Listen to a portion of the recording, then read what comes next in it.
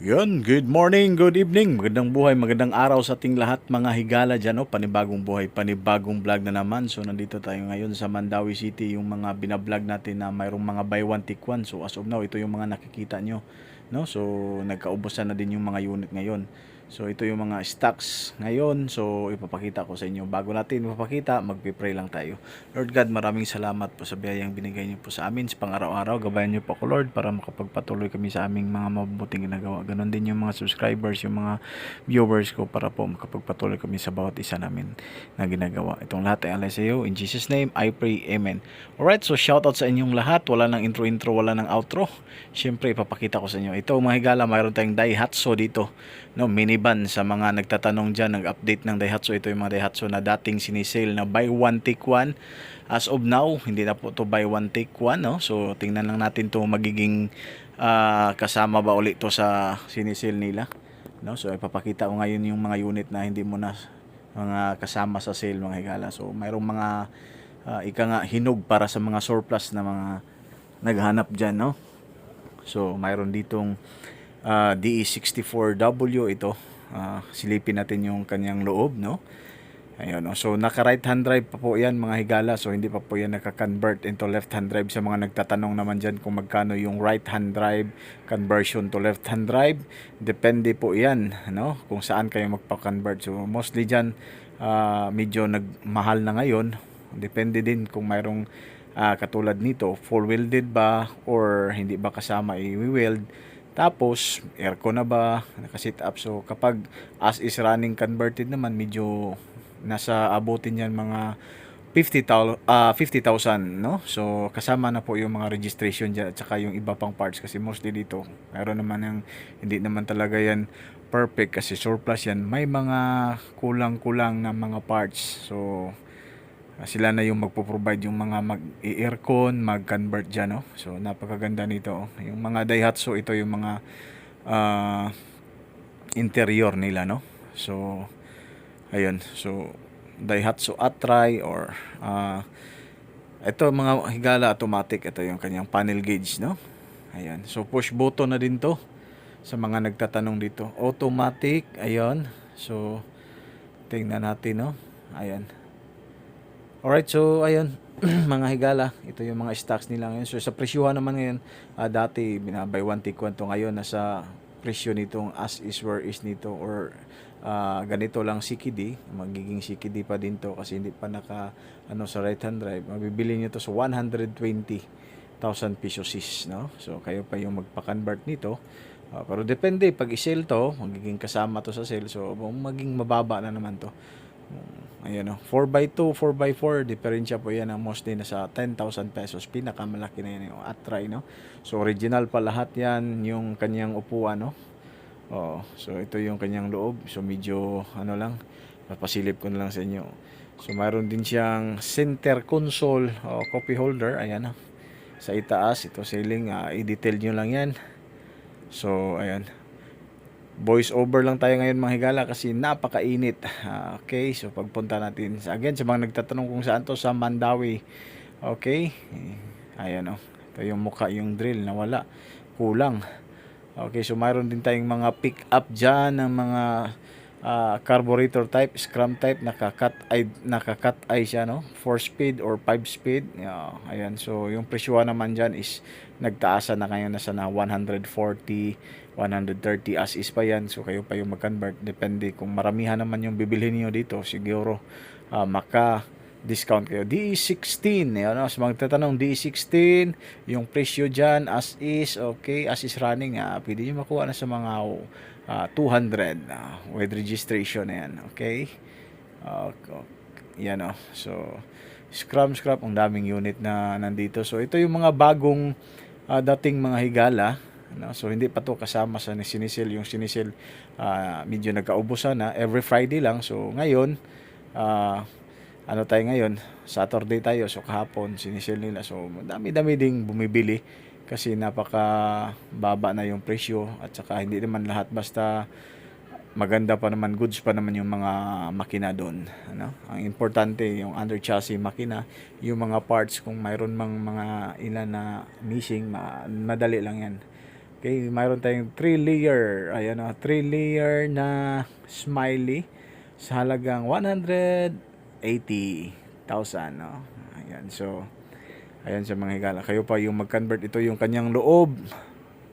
Ayan, so single seat, captain seat, original pa yung mga nandito sa kanyang loob, no? So binuo lang from CKD to CKD pa rin, pero ano na. Ayan, so yung welding dito makikita pa niya. Okay, so ayun, so mga nagtatanong naman kung saan to, nabanggit ko na sa Japan, dito sa Mandawi, no? Bibili kayo dito, pero kapag gusto naman yung bumili dito tapos personal use, mas maganda pag doon kayo magpapagawa sa mga magigiting, banggiitan sa Binisaya pa. So sa mga expert na magka-convert or magre-reco ng unit, no? Okay, kung hindi naman i-buy and sell, kung isi-service nyo naman para kahit papano pulido yung pagpapagawa or yung paggawa sa unit. Ito mayroon pa siyang parang jeepney daw dati ba, ano? So nakamags na po sila mga higala, depende din sa unit kung ano yung ano mo dito. Pag bili mo dito wala bang mags, pero pwede mo i-ano sa mags basta hindi siya kasama sa sale, kasi pag sale siya as is where is na po yan, no? Ano, papansin nyo dyan. Ayan, so mayroon pa, maganda pa yung ito, maganda pa yung kanyang headlight, clear na clear pa. Yung pintura naman ito glossy black, blue, ayan o. So yung mga mugs nito original from Japan, napakatibay, no? At saka mas thick siya i-compare mo dun sa mga mugs na aftermarket. Ayan, so madali lang pagandahin tong mga smiley mga higala. So mamaya din bago matapos ipapakita ko din sa inyo yung mga D17 na unit at saka yung mga smiley din na ito pala, hindi to smiley, D64W to. So yung mga makina nito almost same lang ng smiley, yung design lang nagka ano dito, nagkaibahan mga higala, no? So ayan, so pwede kayong pumili ano yung maano dyan, tapos pwede nyong puntahan or pwede kayong magpabili or ano ba yung gusto nyo. Ayan, no? Okay, kahit papano nakatulong ako sa inyo kahit nandyan lang kayo sa inyong place, kung saan man kayo. Okay, so makikita nyo yung update natin from time to time, kaya don't forget to like and subscribe para magiging updated po kayo mga higala natin dyan, no? Ayan, no? Yung Daihatsu natin, ayun. So pag marami na namang stocks dito, mapupuno na naman to, no? I'm sure. So as of now, ito. Ayan, so ikutin muna natin doon sa kabila kung ano pa yung mga stocks na nandito, no? So mayroon ding mga magaganda pa na nasa tabi-tabi lang siya, nasa ano lang, naka-park na. Ayan, no?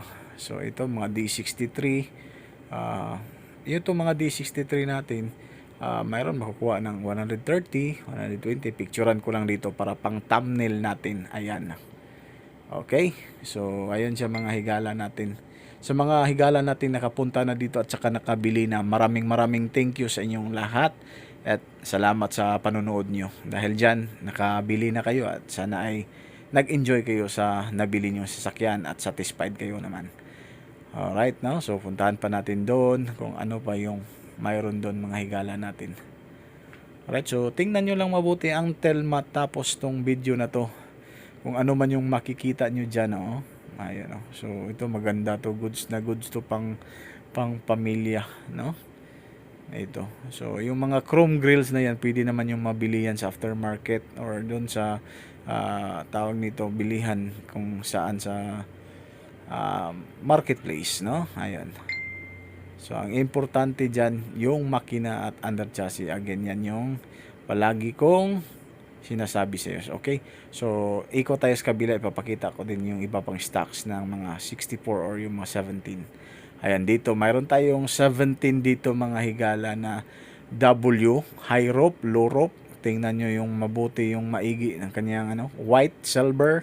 Ayan, so ganito naman yung presyuhan nila dito pag hindi to kasama sa sales, nasa 250 mga ganito mga higala. Pero pag sinisell to, usually mas mababa, hindi sa abot ng 200 or mayroon mang 200 sa tsambahan na lang, paunahan na lang kasi napakabilis lang maubos yung mga 17.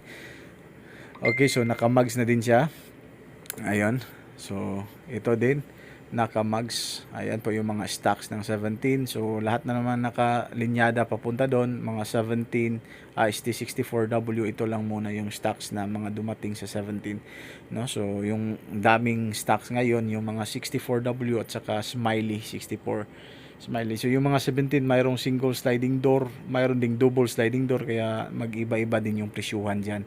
No? So, pero the same lang yung makina, the same lang din yung turbo. Ayan, so automatic mostly dyan. Bihira lang yung mayroong manual. Okay, so ayun mga higala, sana na naman ay nag-enjoy kayo sa video na to at mayroon na naman kayong natutunan at mayroon kayong nakuha para kahit papaano nakatulong sa inyo. See you in my next vlog. Peace. God bless. Hasta la vista. Bye-bye. Thank you.